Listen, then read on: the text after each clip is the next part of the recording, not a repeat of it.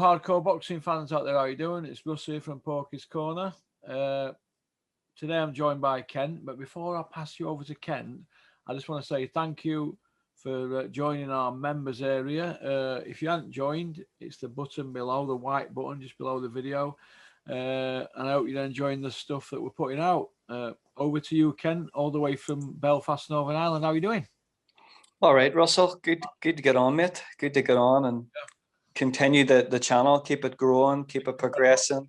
Thank you. Keeping everybody tuning in, subscribing. But before we start, I just want to give a mention to a friend of mine, Fitzy. We're all behind you, mate. We all love you. We all care about you, and we're all with you in this. So just keep on. Okay, mate. We're all with you. Stay strong, Fitzy, lad. Right then, what would you like to talk about today, Ken? Just first thing I want to talk about, Russ, is we'll go back 2 weeks. We'll go back to Russ Kelly defeat. I just want to ask you, what's your opinion on what's the roadmap back for Russ Kelly? How is he going to be rebuilt? And stay with Adam come back. I think he should stay with Adam Boo. I think he should step up to 154 because he's a big lad, isn't he? Yeah, he seemed to look massive on the night. He just looked, his upper body was absolutely enormous for the weight. I think he is an explosive athlete. He's very compact. He punches very hard, but with carrying that mass and with being so explosive, I think he carries a wee bit of that amateur style for the first 3 or 4 rounds, and he needs to kind of dilute that a wee bit. So he just completely putting in all those big heavy shots, the big punches, the combinations, being ultra aggressive. I think it uses a lot of energy. And for him being so big at that weight and probably really struggling to make it, I think he just blew out. I think he just blew out. And it's really hard to get, oxygen back that you don't have, especially trying to put in all those big shots. But I think it would be great to see him go up a weight, maybe get a couple of domestic fights. There's fights up there that will be great for him. Even great learning fights. There wouldn't be so much as like there would be domestic, but just a wee bit higher than domestic. Would be a lot of interest. So I think it would be great for him because he hasn't really learned domestically yet, proper domestic level. I think going up even British European level would really help him, get established in that weight and get back into some sort of rankings again. And hopefully Sky just don't, kick him to the side, because he's lost a big fight against a guy who's been fighting at world level before that even Josh turned pro. So I think it would be great to see him get those domestic wins and get another crack at world level again. Do you think he'd be better off winning a British title at 154 and establishing himself in that division first, setting some foundations? Yeah, that, Russell, is a massive thing. That you look back at the Matchroom and used to be Frank Warren Sports Network. Everything was based first on British title, then Commonwealth, European. And if they were good enough at European level, they were getting them fights. If they weren't good enough at world level, or European level, sorry, they weren't even wasting time putting them into world level. I think a wee bit now that the British title has been devalued so much this last 3 or 4 years. Yeah. I remember a time where Frank Warren was putting on and Barry Hearn was putting on WBF World, WBU title fights and everything. And the British Boxing Board of Control were like, right, this is killing our titles. We're not getting any sanctions. And they blocked those titles now. Yeah. Now it's kind of the international belts are kind of taking over the British. And I think that is so detrimental. The fighters now, they're not being matched properly and they're not being built properly. The British title for me is one of the most important, is the most important domestic belts. Because if you get the British level, you're more likely to get the European level. And Now they're just bypassing British, Commonwealth, European, straight in the eliminator, and getting completely exposed. So they are. So British title for me needs to be more of a priority now with the matchmakers. Now Frank Warren has got 7 British champions, 4 belts are vacant, and one of the lads is, I'm not sure who the other lad's with, but Eddie has like no British champions. Yeah, got one. So one British champion. You got one. Frank. I think it's no, Eddie doesn't have. I don't think Eddie's got any, because I checked out. There's a lad there that he's not with Eddie, who's British champion, but Frank's got 7, and there's 4 vacant belts, 4 vacant British belts. Why is a British title? Why is there 4 British vacant belts? Like years gone back, there was never a vacant British title. The fights were all competitive. Everybody wanted to be British champion. Now that it's being totally bypassed, and that's why the likes of Russ Kelly and the other fighters coming through, when they get the world level or fringe world level, I don't even think Avanesian, I wouldn't even call him elite world level. I would call him a fringe world level fighter, and there's nothing wrong with that. Yeah. But going up to that level by bypassing it, British level, you're not learning. You're going to get found out. Yeah, it's there's no shortcuts to success. If it were easy, everybody would be doing it, wouldn't they? Winning world titles. I think that a lot of fighters nowadays, they want it quick and now, and they don't want to put the yardage in. You know, like your Clinton Woods, Carl Froch's, people like that. They don't want to go the British route and learn the craft, do they?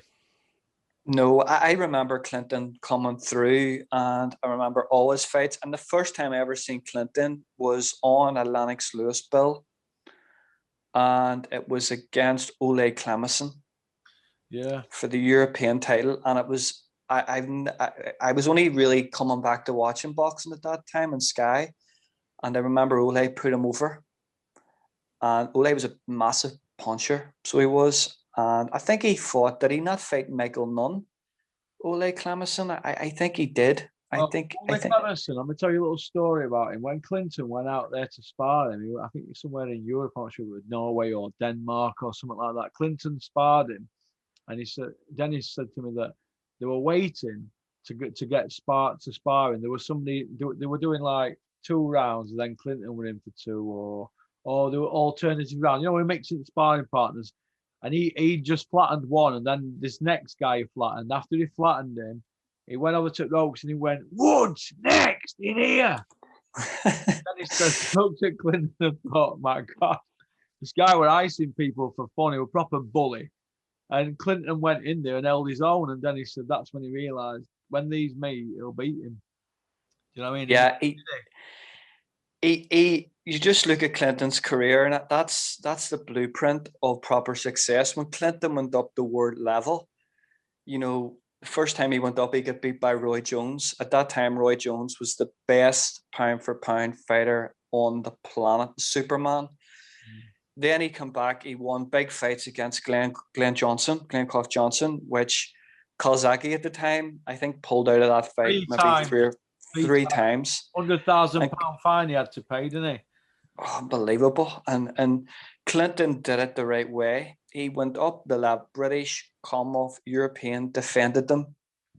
And when he got the world level, he wasn't found out. He was a legitimate world champion. He beat international opposition, and that's where I always remember that, you know, Frank Warren at the time had Dean Powell, who was a great matchmaker, great boxing man, and he was matchmaker. He was around the gyms watching what was going on. I don't think now that, you know, Hearn, Matchroom and Frank really have that experience in their companies now. And that's why the British titles, European, Commonwealth, are all being bypassed for these international titles, global titles. And I don't have anything against anyone that's got an international title, but whenever they go up the level, you really want to be going EBU. to see the real best in Europe. It's the ranking based titles that are you're there in them rankings on their merit. So going back to Russ Kelly, I think he really needs to explore British Commonwealth, get some real good domestic fights, learn, have a couple of tough fights at domestic level, and there's no reason why he can't come again. And I think he's a real talent. I think you're right about him staying with Adam Booth. I think a lot of the fighters now, when they lose a fight or they have a bad performance, they're running the other coaches, where the coach can only do so much for the fighter in there, and the coach can't dictate what the other fighters are doing. So I think you're right. I think domestic level for Josh going forward to get back to world level. Do you feel, Kent, that when these certain trainers, and I'm going to name them, your Ben Davidsons, Dave Caldwells, people like that, they're coming out doing these sermons and Monday morning analysts or inquests and that into fighters losing that. Do you think that these people are trying to sell themselves and sort of say, look, come with us because I'm with Eddie Hearn, Caldwell, or Ben Davidson's more or less saying, well, come with me because I'm with MTK. I'm MTK's man, because Ben Davidson's had Billy Joe, Tyson and Josh Taylor on his lap, all world champions undefeated. But why should they all go to Ben Davidson? Why? It's that position, it's gone back to in-house coaching, which I don't agree with. It's like in-house management. So you have to go to certain coaches at certain companies. You have to have certain managers who work with certain companies, which it has to be about stylistically who you fit with. If you want somebody to be if you want to go to an offensive coach, you go with an offensive coach. If you see a defensive coach, do you want to go with? It should be, what I'm trying to say, it shouldn't be you have to go to, say I was in a certain promotional outfit, I would have to go with one of their in-house coaches, where maybe that's not the fit. So I think we're getting down that line where it's kind of conflict of interest for fighters now in situations with managers and coaches. And I don't agree with all that. It's getting very, very commercialized, where it seems to be about,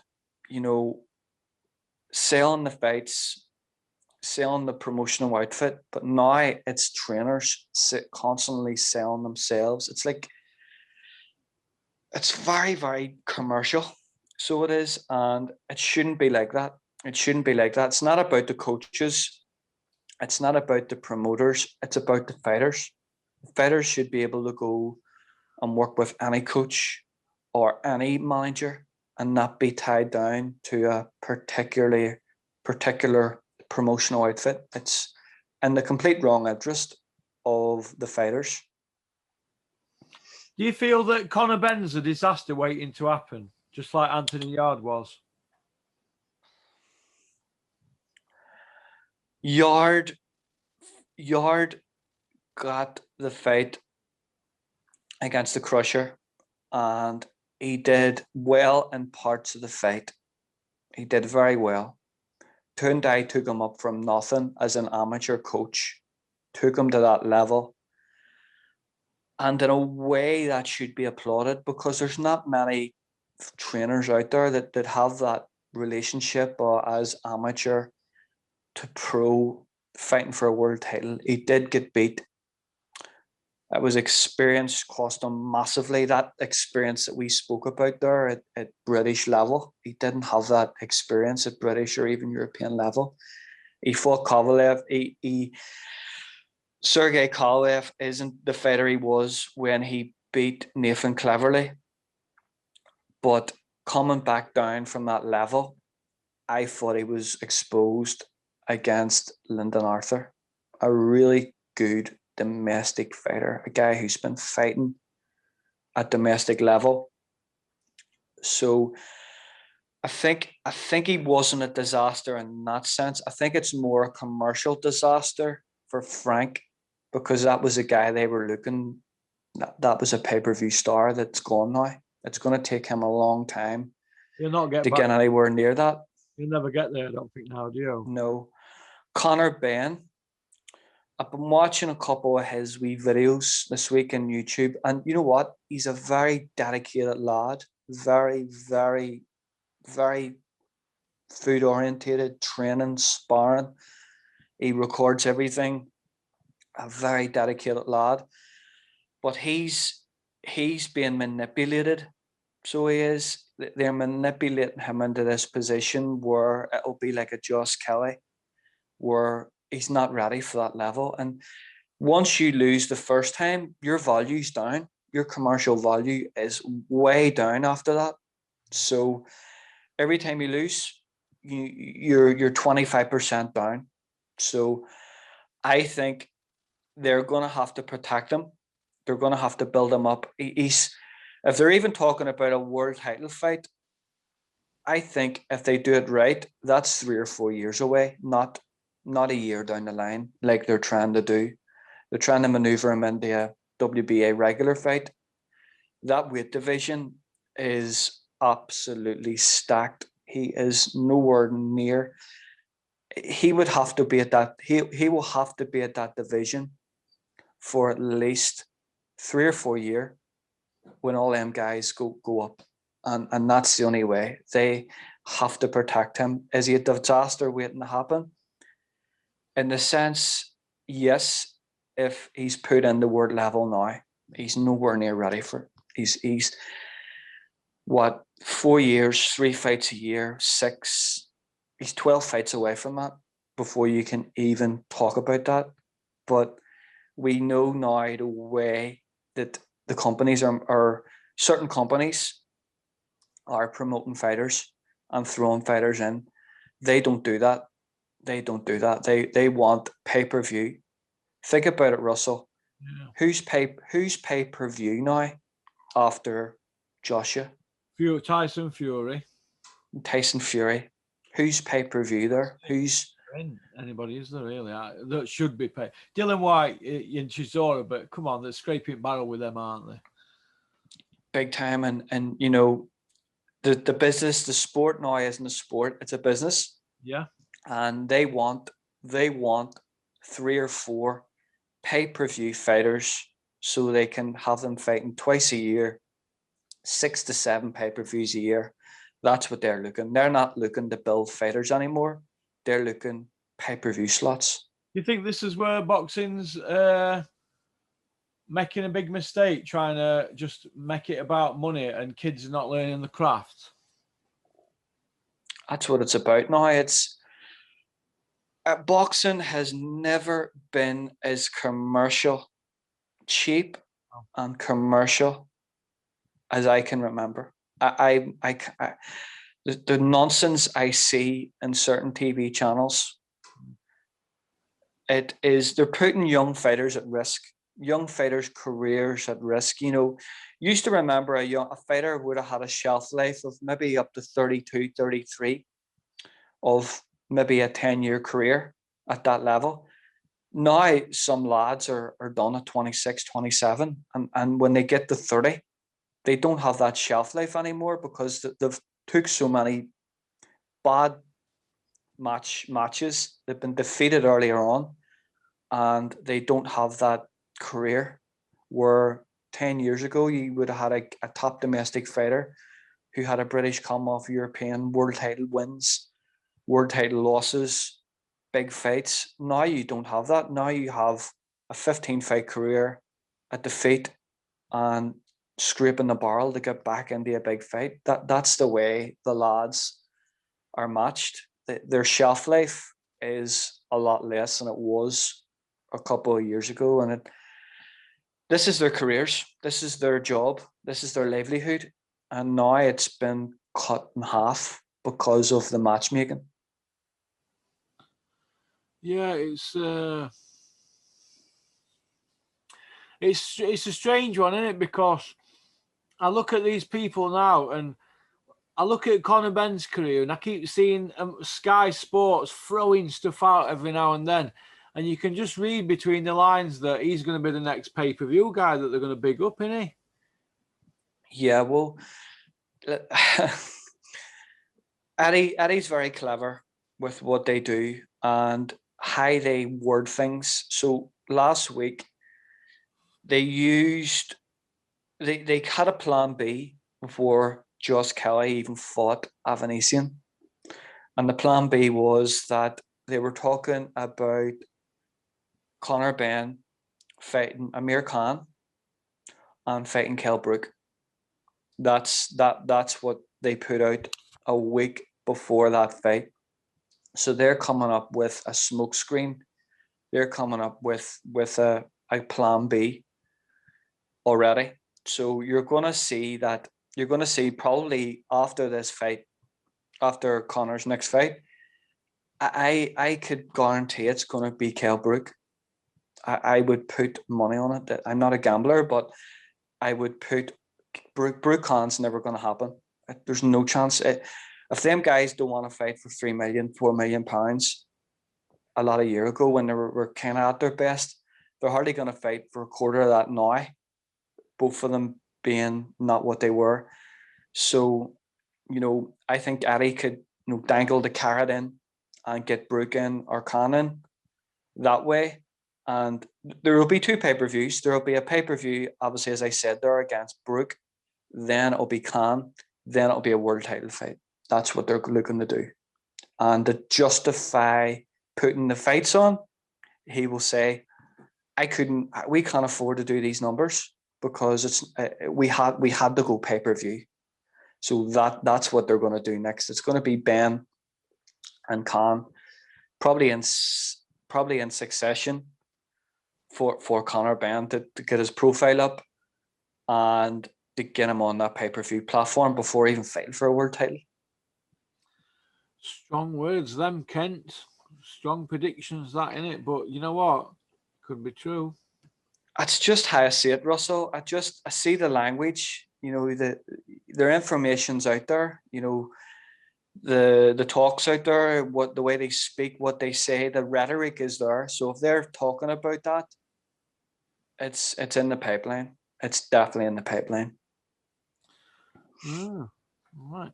Moving on from Conor Benn and the pay-per-view and him not being British level and me saying that I don't rate him. I don't rate him at all. A lot of people, especially lads at Boxing Asylum, they're waxing lyrical about Conor Benn. But why? Just because he took time out to improve, to learn his job and that. Well, that's his job. He's a boxer, but don't tell me he's Euro stroke world level when no, not won a British title yet. I mean, no, he's not. If he gets knocked out at world level, we're going to see another Josh Kelly and Anthony Yard and like that. People that have skipped it. Dave Allen skipped British level, went straight in with Ortiz, didn't he? There's no shortcuts to success. No. So, all right then. What do you think about Del Boy and Parker? They all carry on with this pay-per-view. I mean, he's got 10 losses, hasn't he, Chisora? I know. Yeah. I know this would drive you mad. This.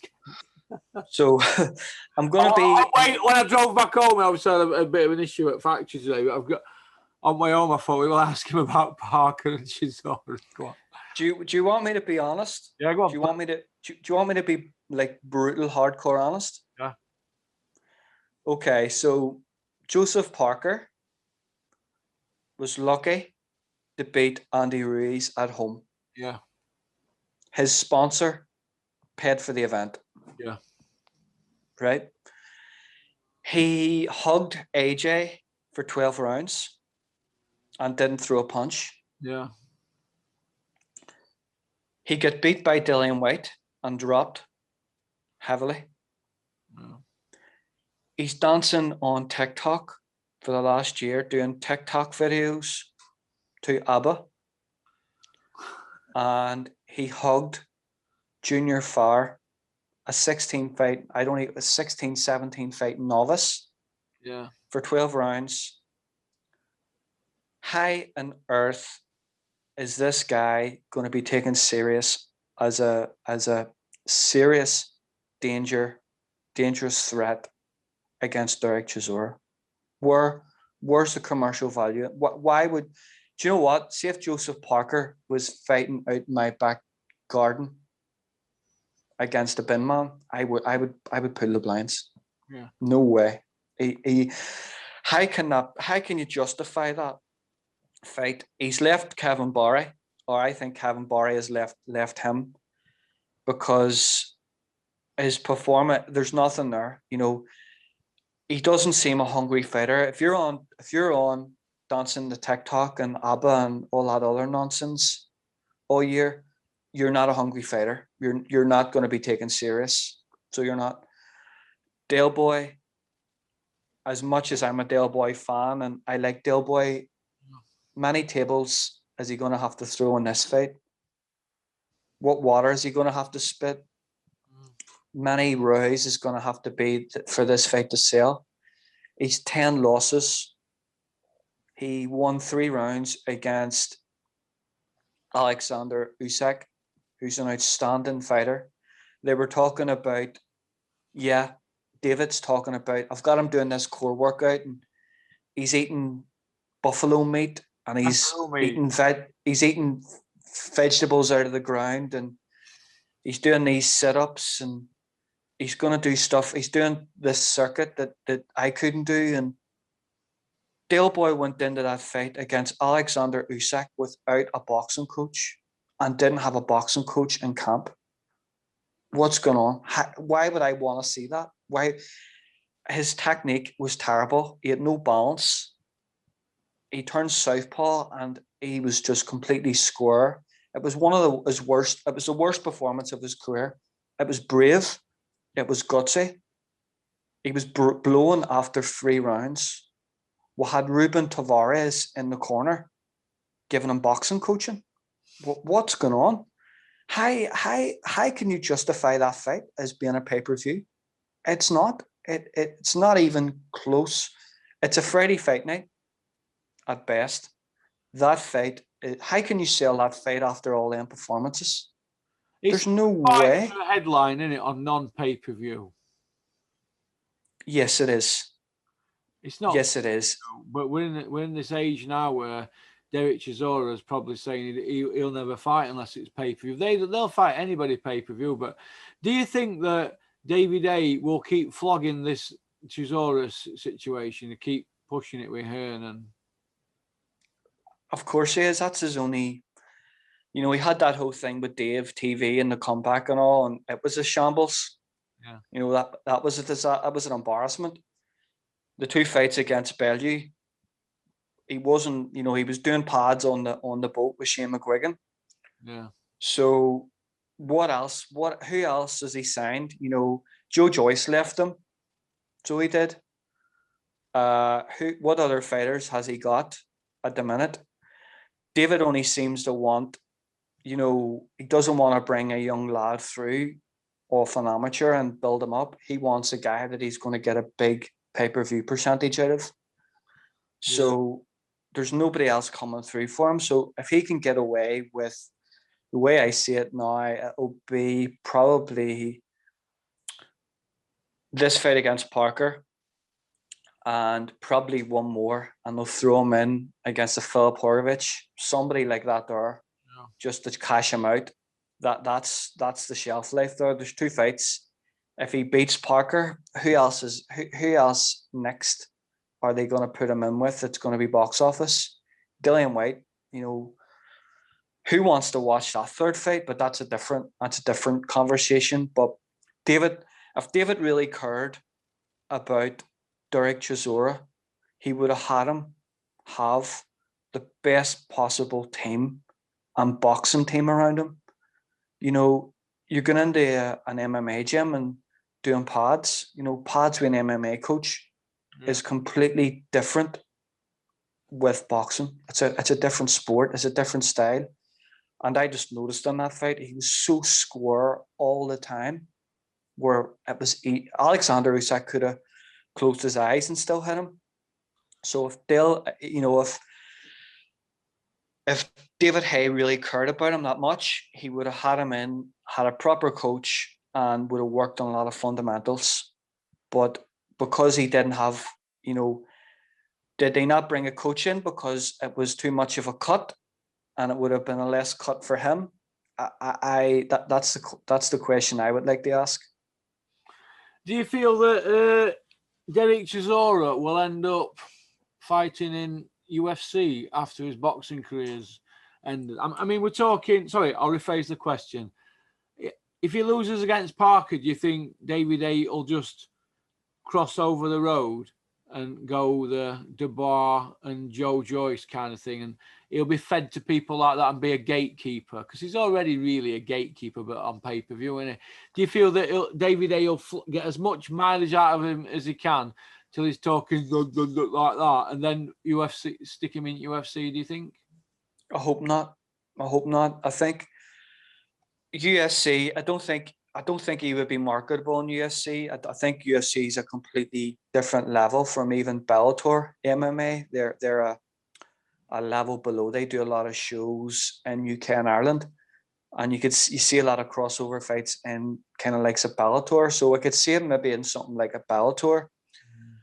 But as far as you're saying there, Russell, about flogging him domestically, I hope not. I hope he doesn't turn out like a Danny Williams fighting, on prize fighters, and because I genuinely like Del Boy.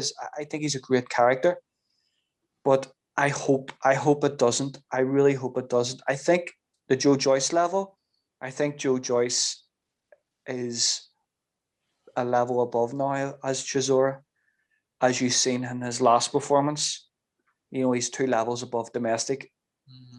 Dubois, I think that Dubois, that would be a logical fight for Dubois, going forward. But it all depends on money. I don't think Del Boy would be just taking fights to get smashed. He's going to want money. And is really our promoter's going to want to pay someone big money with 12, 13, 14 losses in their record? I think that could be the bargaining stick for him. He's used to pay-per-view money. Will he accept anything less? I think that could be the thing to save him. But as far as what you're saying, what Haye's going to do, Haye doesn't care about it. This is an opportunity for Haye to get on BT. He's on BT talking. He's on Sky talking. He's on all the channels promoting himself. So this is all about getting him on TV. And I think Derek and I think David will want to keep this going for as long as Del Boy's relevant. David stays relevant. Whenever Del Boy's not relevant anymore, he won't be relevant because he's no other fighters. Yeah, you're probably right there. You're probably right. What do you think about Callum Johnson crossing the street to Bricktop, Frank Warren? What do you think about that situation? Marvellous, brilliant. I think, we all know that Frank Warren has a good relationship with the WBO. The WBO title is now vacant. You've got a big punching fighter called Joe Smith Jr. over there. Very exciting. He will fight anyone. He's a winnable, very, very winnable fight for Cal. I think Cal beats him. Callum, and Callum, yeah. I think they for a vacant WBO title would be a brilliant fight, a really, really exciting fight. I think it's great that Callum is getting a chance now. Let's not forget Callum's paid his dues. He's Commonwealth gold medalist. He's come up through the domestic scene. He's fought Birvine. He had him over. Serious trouble when nobody wanted to fight this guy, and he hasn't fought in close. What is it now, Russell? 2 years? 2 years, yeah. 2 years. He's 36. I think Callum needs to get a fight. Somebody like a Daki Spearman, who's a good, tough domestic guy. That is a fight for him, a workout, then a world title fight against Joe Smith. I think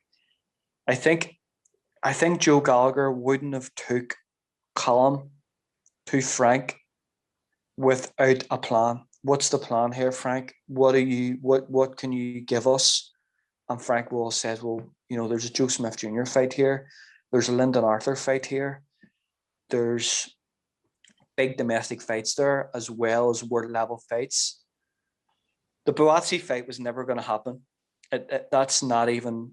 There's no way that Eddie Hearn would let Callum Johnson near Joshua Buatsi, because he has the style to walk right through Buatsi. Buatsi hasn't been tested yet.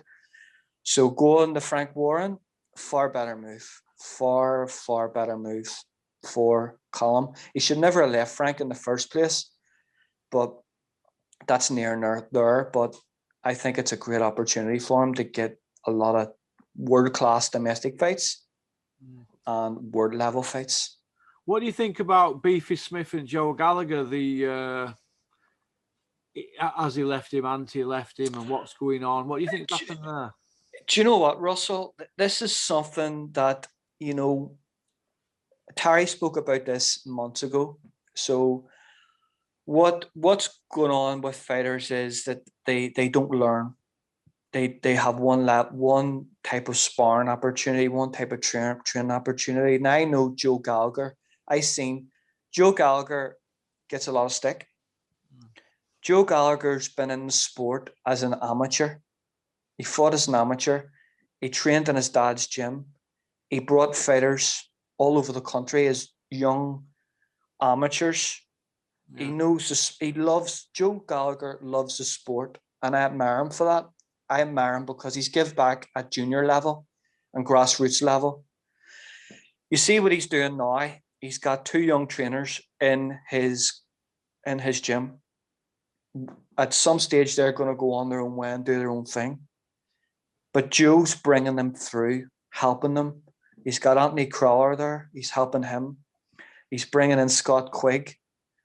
Joe Gallagher, is helping develop the sport. Yeah. So I always remember Scott Quigg, who used to go to the wild card and train with Freddie Roach and do a lot of sparring over there. And that was always on with Joe's blessing. So there hasn't been anything official come out that has said that there is a split in the camp or they've parted ways. There's nothing official yet.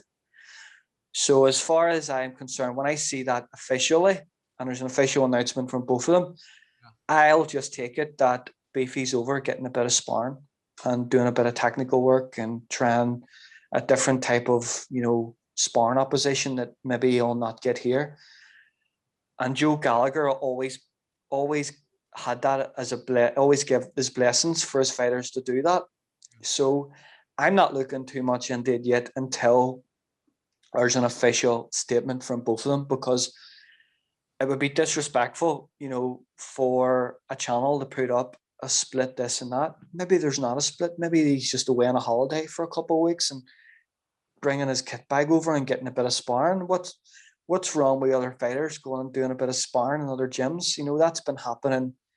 Yeah. That's been happening in boxing since time began. So I'm not going to read too much into it yet, Russell, to be honest. All right then. Well, it's 12:21, and I've got Richard coming on at 12:30. So you do want to piss him off? No, I might end up with you might give me a straight bang, one straight down pipe. It's all right, Richard. I'm okay. I'm just going to ask him about what happened in Bubble. I think fans have got a right to know if there anything happened, and I'll ask him anyway. But we'll see, won't we? He might swerve interview yet, but it's 12:30. It's booked for. But listen, thanks for coming on, Ken. You're always really sharp, and this is why I like having you on. You're really sharp about current events. You really stay like I do. You have to put the time in, don't you? And you're really good. I think you're really good. You're like Rico and Terry. You're very, very sharp and up to date, and that's what I like. And Chris Ward, I hope you're taking note. See this, Russell? You can't bluff this. You can't bluff. You can't bluff this level. This is something you either are part of, you enjoy. Yeah. I've been watching boxing since I was 9 years old. My first ever fight was, God rest my dad. My dad passed away in there in the summer, so I've always fond memories watching boxing with my dad, but I remember my dad talking about Chris Eubank. And one night we sat down and he was going on about this model fighting Chris Eubank, and he was going to get beat up and all. And it was Gary Stretch, Chris Eubank. Yeah, model. That was the first fight I ever remember. And from that, I actually remember Freddie Roach in the corner. I like, who's this guy with the glasses? He was in Gary Stretch's corner. And from boxing, I boxed myself as an amateur, and I've been around the pros, helped a couple of pros and stuff, and been around the circles. I had Boxing News, Boxing Monthly. I love boxing. You know, it's my favorite sport. It's my biggest passion. Yeah. So at the level that you're at, and you're having these shows and you want guests, you can't bluff it, Russell. No, you can't. You can't bluff it. You do know what you're talking about. And I just want to thank you for being a part of what we're trying to do, mate. So thanks very much. I appreciate it, Russell. You know, I appreciate what you're doing and educating people, and thank you. Bringing the real boxing to people, not stuff they're saying, not that diluted, watered down stuff. This is the, even all my mates are all casuals, and see the stuff I'm talking about, they love it. They love it. So it's giving them a bit of an education as well. All right then, well listen. All the best, and you take care, and I'll speak to you soon. Thanks, Kent. Keep on trucking. Take care. Cheers. Thank you.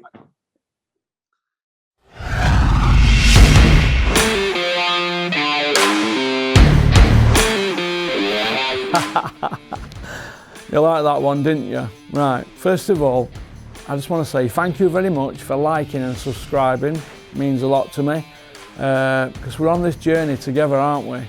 So anybody got any ideas for the channel, fire them over to me, porkycorner@mail.com. All right. Shout out to Innovation Alloys and South Yorkshire Packaging. All right. Don't forget to subscribe. Keep on trucking.